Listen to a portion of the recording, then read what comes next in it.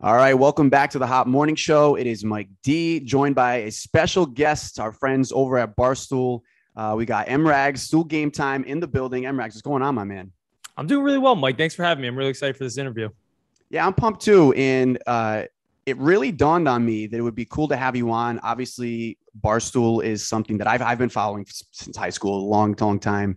And a lot of our listeners do too. And with gaming being so big and so popular and ever growing, I really enjoyed your story, and I think it's a really cool and important story to kind of get out there to people listening who may aspire to kind of follow in your footsteps. So I appreciate you joining. So why don't we start from the beginning?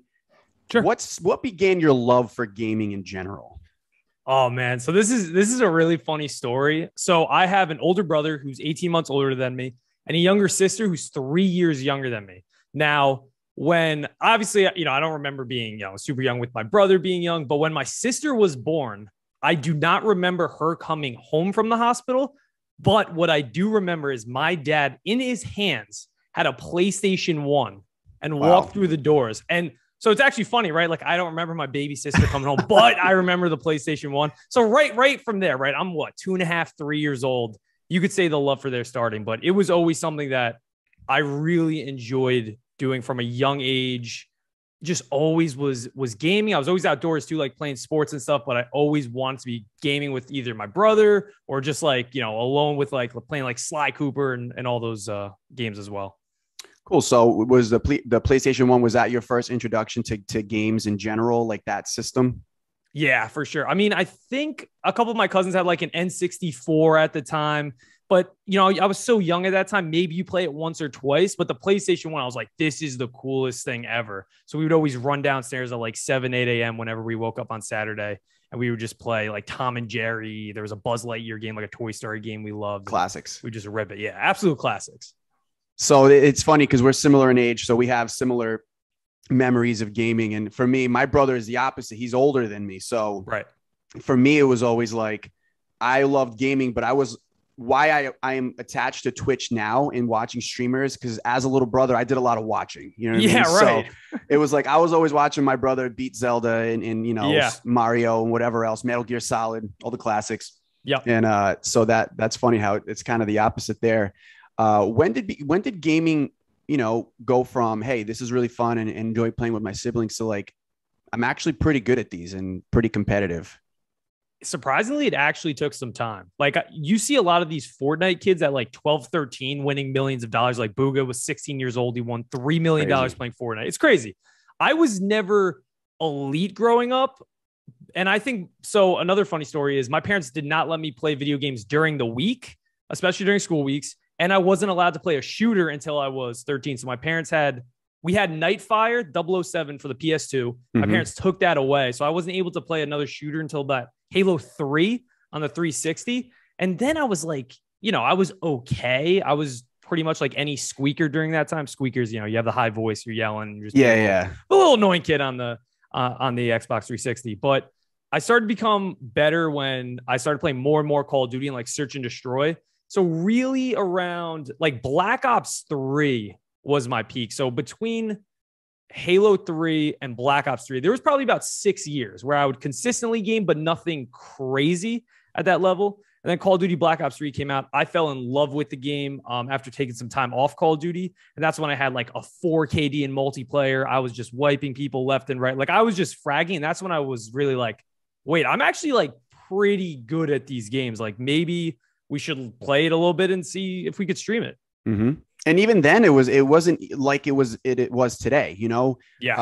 For us, like games like Halo 3 and Black Ops, it was like there was an opportunity there, but it wasn't looked at or as mainstream as it is today. Oh, yeah. So it was almost like, do I pursue this, or am I going to take something safer and just to keep video games as kind of like a hobby where I'm really just really good at them, which is kind of what we all struggle with growing up. But for you, you didn't start your first job here with Barstool. You had a career and where you were doing some streaming and stuff on the side. And I thought that was really dope. Why don't you tell us about that? Yeah. So when I went to college, I went to Fairfield University, small school up there in Connecticut. And I was studying finance. I really like numbers, really like a big math guy. thought I would have like a future either in like the stock market, working for a bank, something like that. So fast forward a little bit. In 2016, I'm a sophomore in college, and this is going to be like the story's all kind of connected, which is why I'm telling it this way. 2016 comes around.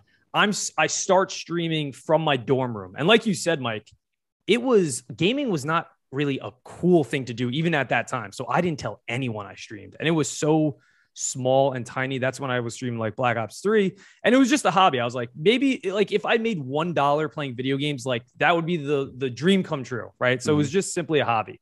So fast forward a little bit, I ended up getting an internship with Merrill Lynch. So I was working as like a wealth management advisor.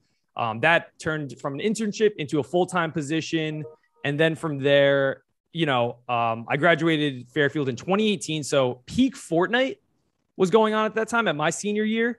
And I always think this is so funny, and it's like cringy, but it's not. So people would come up to me at the bar. We have this grape in Fairfield. We have this bar in Fairfield called the Sea Grape, where every senior goes, and everyone would just come up to me and just talk to me about Fortnite. And I thought it was the funniest thing. But at the time, it was like when gaming was making that step from like the nerds, like kind of behind closed doors, to all of a sudden, like you had Ninja, Nick Merckx, all these guys paving the way to be like, yo, gaming's really cool. So that shift was really cool. And then when everyone found out I was streaming, they're like, oh, this is pretty cool. But fast forward, like streams didn't really take off in college. I maybe had 15 average viewers, nothing crazy.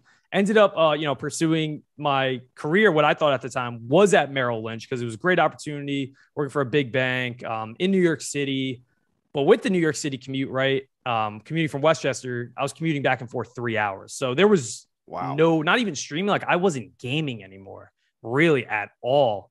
And that's where I thought, I really thought at that point, I tried to live the streaming dream. It didn't work out.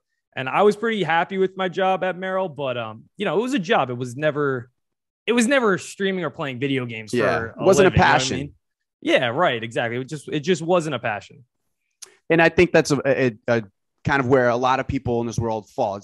Fortunately for us, we ended up in places where we love what we do. Right. But the thing is, you had all of those things working against you. You had the commute, you had a steady job, a job that I'm sure you're doing really well at. And you still in the back of your mind, you felt that passion for gaming, and you found time to do it. And it was the persistence in kind of keeping the stream going and getting it active when you could that kept it going. So now you're getting these, whatever you say, 15 average viewers, which to me, I would take in a heartbeat. I haven't streamed in a while, but when I did, it was like probably my mom had a link up somewhere in the house. But you were pursuing it and you were persistent with it. And then it led to an opportunity with Barstool. Right. So I don't ever say anything good came out of COVID, but the one thing that it presented me the opportunity was I was home from work, right? I didn't have to commute. My workload decreased and I had all this free time on my hands, plus Warzone dropped.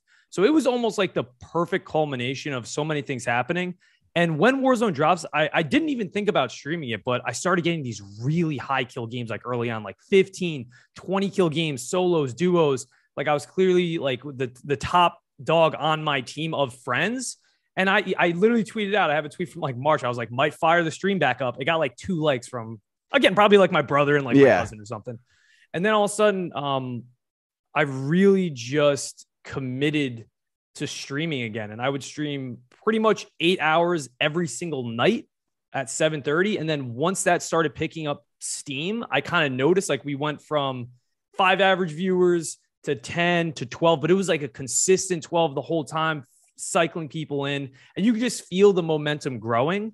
Fast forward a little bit, we end up getting the stimulus check. I take my stimulus check and buy a PC right away. So I just reinvested it right back into the business because I knew I had something with streaming, and like it was almost as if I was giving a second chance to make it happen. I was like, this time, like, I don't want any regrets. I don't want to have to look back and be like, well, what could have been? I was presented with a golden opportunity and I squandered it. So I buy a PC, buy a whole new stream setup to really make the quality just so much better on the stream. Because at the time I was just streaming off my PlayStation 4.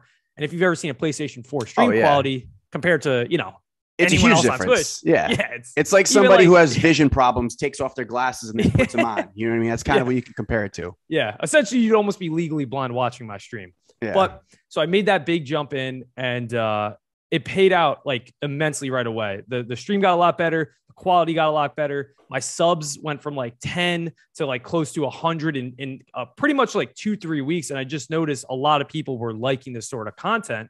So I just kept at it, kept going. And then I got this opportunity to play with Smitty from Barstool, where he had tryout Tuesdays where Nick Merckx was hosting a tournament called the MFAM Gauntlet, where it was like a Warzone kill race. So if you get the most kills, you know, you look good. Smitty needed one teammate. I tried out. I was like the number 1 or number 2 prospect. Didn't end up getting that tryout. Didn't end up getting that place for that specific tournament. But Smitty DM'd me and he was like, you know, anytime you want to hop back into the General's Army, just join up. Like, all right, thank you. Appreciate it. Fast forward to a week. And it's a random Friday. I'm like finishing up work. It's 12:30. I'll never forget it. And I see Smitty streaming, and I would have a stream open all the time, right? The Barstool Sports Twitch channel. Mm-hmm. And he just noticed, he just said, I got 2 spots open. If anyone wants to join, just like hop in.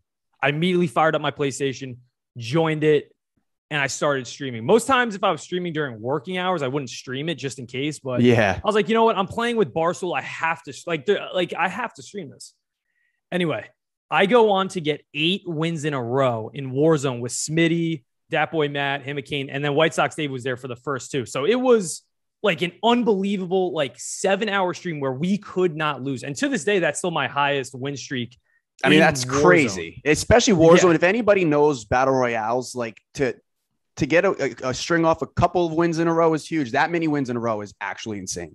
Yeah. And it was early Warzone. I'm talking like May. So the game was out for 2 months. And for those of you who don't, you know, game out there or play Warzone, it's 150 people drop into a map and your team of 4 has to be the last to survive. So we outlasted 40 teams about 8 times in a row, which was, it's still crazy to even think about it.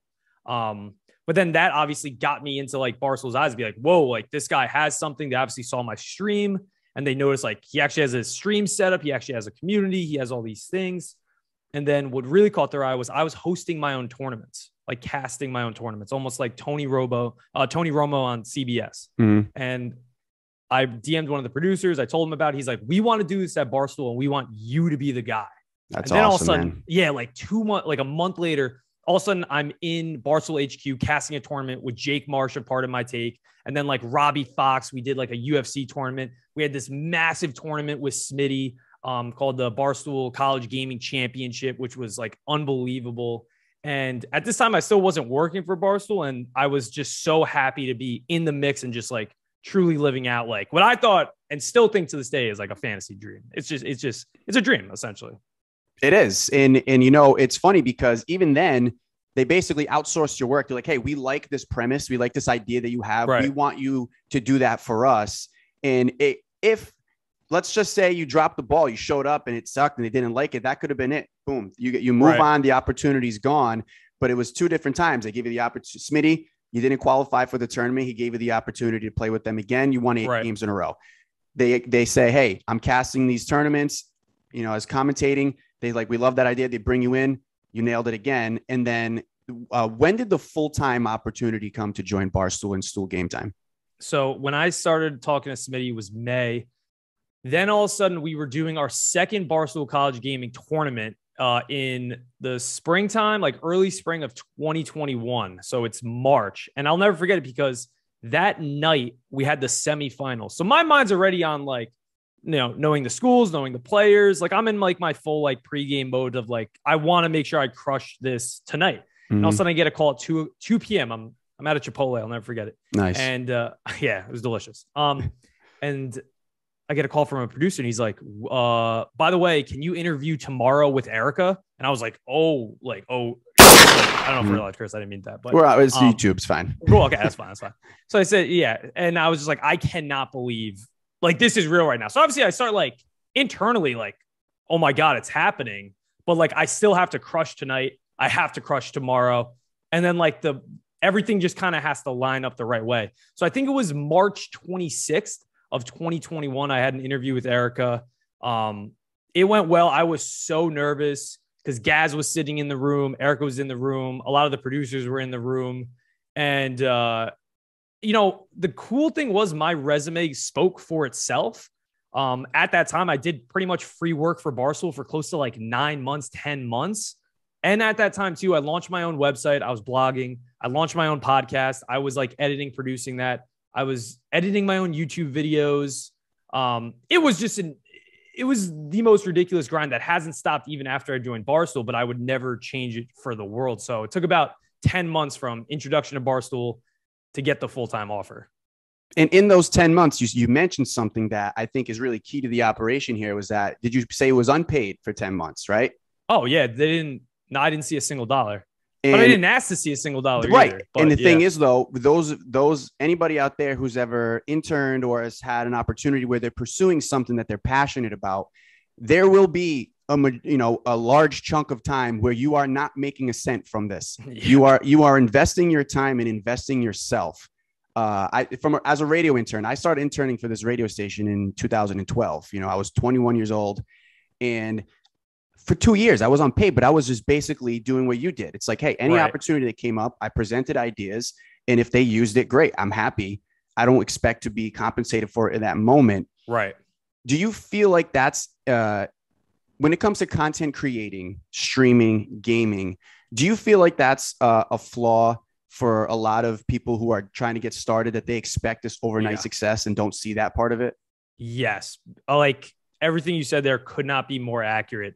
And I'm the perfect example of a slow burn. Never had a viral moment, never did anything crazy. Just every single day stayed consistent and made sure I kept putting out good content like every single day. But most people come into this and they see the dollar signs like, oh my God, like Ninja signed a $30 million deal with Mixer, this, that. The funny thing about streaming, if you break down the hours I put into gaming, especially like, let's say before I got my full-time offer to when I got the offer, I probably was making 5 cents an hour. Like it was nothing. Mm-hmm. You have to go in and just be like, I want to make cool shit happen. Because if you go in with the mindset of I'm going to make a lot of money, first of all, you'll quit within a month once you realize how hard it is. Like you need something more than just money to push you through the grind of trying to create truly something out of nothing, right? Mm-hmm. And when you wake up every single day and you're just like, the money could just never fuel you enough. I can't like stress that enough, but too many people think, oh, I'll start gaming and just start making millions. And it's like, the run up to that point is so many hours like of streaming to one person, two people, three, like to no one, building up like your whole skill set and then trying to make something happen. But ultimately you have to build those skills. So when the opportunity arises, like you're just better than everyone. And I think that's one thing that I got lucky with of streaming beforehand in COVID. I already had followers. I knew how to read a chat while play video games at a high level. I had that skill set. So you have to go in with the mindset of this is going to be a grind, but I want to have fun with it and just make good content. You cannot expect to even make a living off streaming because it is so challenging, so challenging. It's an unbelievable market, honestly. It is. And it's a grind, man. And you could use this example. We're speaking on gaming because it's something we're both passionate about. And it's also something that is huge and only getting bigger. But you could use this example for anything you want. If there is something you're truly passionate about, especially something that's as competitive as the gaming world is, the entertainment world, it's not an overnight success story. And if it is like 1 in a billion. It's an extremely rare, you can, maybe you're Coach Doug's and you just look like a guy that's in a video game. That had nothing to do with you. You just happen to look like the guy, it's a great, funny story, but it's just how it works. But I thought that was really, really important to bring up in your story, especially because of the amount of people that, follow us that are into gaming and who follow Barstool. Your story stuck out to me. And now just because you get hired, it doesn't mean necessarily the content creation changes. I mean, your content is consistent. It's daily. It's the grind continues. This isn't like, oh, hey, I got what I wanted. Now I just kick back and play video games. The content creation is a huge part of it. Yeah, it stays massive. It's just like you said, too. Some people, they get to that highest step or that next step, and then they're like, I finally made it, time to coast. And when I joined Barstool, that was the time I was like, okay, now it's time to really hit the ground running and go. go. Like this morning, like this is my typical day is I'll wake up in the morning, like 8 a.m. I'll edit YouTube videos, record anything I need for the day, whether it's an Instagram clip on some news happening that we post on like the Instagram Barstool Game Time, whether it's like I had a good Warzone clip, whether I'm breaking down something in gaming, I'll record that, edit that all in the morning. And then, you know, I'll obviously, I still have to blog as part of Barstool's requirement, any gaming stuff that's like cool. And I think, you know, people would find interesting. I blog that, edit my YouTube videos, get into the office around like 11 o'clock. We have a Snapchat show I have to record. We have YouTube videos we have to record. And then I try to stream every single day from 2 to 5 p.m. on Barstool's Twitch channel. So that's twitch.tv/Barstool Sports. And then I immediately run right home, eat a quick dinner, and I'm back on stream 7:30 to about midnight, 1 a.m. Depends honestly how much fun I'm having with the game. Right. If it's not a fun, you know, if it's Warzone and I keep running into hacker after hacker, I'll probably get off at like 11 p.m. But that grind stays the same of like 7:30 to 12 p.m. Hop off stream, immediately go through my VOD, so my video that I just streamed, and clip all the good parts to think, what can I make content out of these clips? Mm-hmm. And then you kind of go to bed, rinse, repeat. So even getting to Barstool, you still have to stay consistent on the grind because you have to earn your audience every single day. That's what, you know, Dave always says, and I couldn't agree more. Like nothing's given to you just because you join Barstool, just because you join a big org, a big firm, a big company. Nothing is handed to you. Like you have to put in the hours and the effort and like make something work and make something yours. So we stay grinding out here. Oh, absolutely. And how was that with the Stool Game Time and becoming a part of it? How does it feel there at headquarters? Does it feel, you know, like it's something that's being taken serious? Because you know how Dave could be, right? If he doesn't understand something, he knows content and he knows money. That's one thing you cannot not argue about the man. But if, say, the gaming world, he doesn't necessarily understand. Do you guys kind of have free reign, or are you guys or is it like being? Do you have like somebody overseeing everything? Well, the great thing about like not many people at Barstool understand gaming quite like our team does. So, which is kind of cool because like we're the experts in gaming even within our own company and outside of it. So we really have free reign to take the brand which way we see best, which is nice. Because again, like I live in this space. So when you live in the gaming space, you know kind of what content pieces, what games, what platforms you should be on to make the most of your content. Mm-hmm. So Dave has definitely come around more to gaming, but I still don't think it's on the top of his radar, but he understands there's a massive opportunity there. Everyone at Barstool understands the massive opportunity with gaming, which is honestly how I got a full-time offer. Because they understood it was something that they needed to bulk up a little bit more, where they have, you know, hundreds of people covering different sports. They only had Smitty really covering gaming. So bring me with Smitty, and it's been a good duo. So they see the opportunity, but it's also nice because we have free reign to kind of control the brand how we see fit. And you bring in some, you know, not to dump on Smitty here, but you bring in some skill to Verdansk and into Fortnite. Because listen, I love the general. He could kick my ass in Mario Kart. Yeah, but you know, in these first person shooters in Fortnite and in Warzone, it's he grew up in a different era. Let me put it that way. He grew up in a different era, and you know what? Yeah. We still all watched, and that's the separation between in this industry. You can either be really good and entertaining, or really bad and entertaining. And in that, at least in that game, you know, he could have been better, but we all watched and it was entertaining. It was still so entertaining, right? Oh, of course. Yeah, there was a couple times you're like, I just don't know how you didn't get that kill. I didn't, you know. But that's the general, and that's why we love the general. Absolutely. And the opportunities that followed. One really important thing before I let you go that I think at least I can speak from a personal experience and other people I've talked to is that the mental health aspect of gaming in general and what it does for people. Yeah. Do you feel like that was something in your lifetime where you found yourself using gaming as like an outlet for, you know, to better your mental health? Well, that's honestly a phenomenal question and a great point, because I feel like that's what gaming's always been for me. So I've always been someone who like tries to give 110% in everything I do. as a kid growing up, every kid thinks they're going to be a pro athlete. I'm vertically challenged. I'm only 5'9". And I was even shorter growing up. Same. Like I hit my growth spurt. So having that challenge originally, like I was never going to be a football player, baseball player, but I tried as hard as I possibly could to do it. But you had physical limitations, right?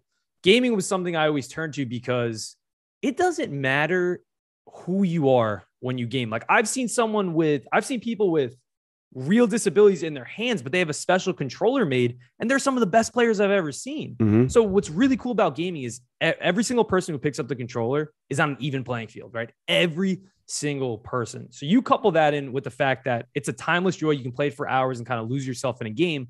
But my favorite part about gaming, and what it always was for me, was it was how I always hung out with the boys, whether it was my brother, whether it was my cousins, my best friends in high school. We were always gaming because, and not necessarily just because we absolutely love gaming. Like I absolutely love gaming, but some of my friends just wanted to hang out and do something, which was always fun. And even going back to the whole mental health aspect is I had a tough time during COVID because about 3 days before the world shut down, we lost our family dog. So that was really hard after 15 years. And if you don't have a dog, it's hard to really understand what it's like. Just hearing it kills me. Yeah. And so, Mike, imagine you lose your dog and then you have to be home without him, right? So that was so tough for us. So I immediately just went to gaming, and it always took my mind off of everything, right? And I always explain, like, there's been few times in my life where I'm in that flow state where time doesn't matter. I'm an overthinker. If I'm doing something and my brain's not going about other things, I know that's like my flow state per se. Gaming's always been that for me. Sports have always been that for me. COVID hits, all you can do is game, but it's an easy way to like forget about the outside world, forget about what's going on, forget about all your problems, and just kind of focus on the task at hand, which is getting that Warzone win or just, winning that game of Madden, FIFA. It's just super enjoyable. So I have always turned to gaming as a mental like escape, essentially, or to really better my mental health and just be like, take some time away from sometimes the grind and the stress of the real world. It is. And I think that you put it perfectly, is that it is an escape, right? And sometimes if you couldn't get out of the house during the pandemic, right? So you couldn't even say, hey, I'm going to go for a walk, or I'm going to, go to the gym or something. It's like, what do you do to escape that? And for us, where gaming was always a big part of our life, it's easy for us. And right. I think that's an important message. And I think it's really, really, really, really dope to speak on. But also an important point there too, talking about is like, you got to make sure too, you don't get lost in these games, right? Because there have been times where I've put in like 8 hours a night into games like Shadow of War, which is an Assassin's Creed game with a Lord of the Rings twist. And if you're playing those solo player games and not really talking to anyone, you can kind of have the reverse side effect. You know what I mean? Where it's like, you don't want to see the sunlight, you don't want to touch grass, but you're just like grinding a game. So you need to find that balance of like, if you're playing a single player game, talk to some of your friends every now and then. That's what I've always found super helpful, because sometimes those single player games can have that reverse effect. Absolutely. And, there's a balance in everything in life, right? You can enjoy going out, but if you're going out 7 days a week and, all night long, it's, it'll affect your life. You play video games and you get lost in it for 13, 14 hours a day. You'll lose track of a lot of things, but there's a balance in it. And it's a great outlet for a lot of people. But I think important conversations like this are important for many different aspects. The mental health aspect we just spoke on, the understanding that overnight success is a once in a lifetime chance. It's highly more unlikely that it's going to happen to you than it is. And the grind is important. And I really appreciate you joining us, man, to tell your story. And I hope that we're able to do this again in the future. Yeah, Mike, no, I really appreciate coming on this interview. This was a ton of fun. If you ever want to talk gaming, talk shop, talk Barstool, I'm always game for it. And I just want to end it on one quick thing. So talking about that slow burn process, I just have some numbers in front of me. Like, if you guys want to get into the gaming industry or even follow your passion in general. So from the time I started streaming again to the time I interviewed with Erica, I streamed 1,652 hours. This is in my blog. Wow. And that works out to 69 full days, like 24-hour days. Couple that with the fact that doesn't count the time I was casting for the Barstool tournaments, editing my podcast, editing my YouTube videos, editing every morning, planning tournaments, blogging on my own website, having meetings, selling merch. It is a full-on grind, and you have to just commit to just enjoying the journey. If you don't enjoy the journey, and I'm sure, Mike, you have like the same story when you talked about your internship, you have to be enjoying the journey. It can't just be about the destination. Perfect way to put it, in all honesty, because if you don't enjoy the journey, the destination doesn't become as nice when you get there. Yeah, exactly. Because you have all these expectations in your head of something. And then if you find it to be more difficult when you get there, then you're like, wait, why the hell did I go through all that? But yeah, in the end, if you're appreciating each step and you're understanding that it's part of the process, it makes the whole thing, it makes it simpler. It makes it funner. And the rewards, man, look at, you put in the time, you gave us the numbers, and you're able to say that you're running a game oriented part of a blog, a multimedia company that, we know the story of Barstool. Right. And I'm sure Dave hears your story. He's like, hey, I understand that because I went through that same thing. Right. For the beginning of Barstool. So unbelievable stuff, man. And the content is great. The grind is great. Mike. We appreciate you. Why don't you tell everybody where we can find the stream, where we can find you on socials? Absolutely. So we got 2 streams going on. You can check it out at twitch.tv/Barstool Sports. That's like the main hub. We have a lot of people cycling through that channel, 2 to 5 p.m. Eastern. And then my personal channel is twitch.tv/MRags TV. And if you look me up on any social media account with Barstool MRags, you can find all my content there. Appreciate you, Mike. Thanks so much for doing this. I had an absolute blast.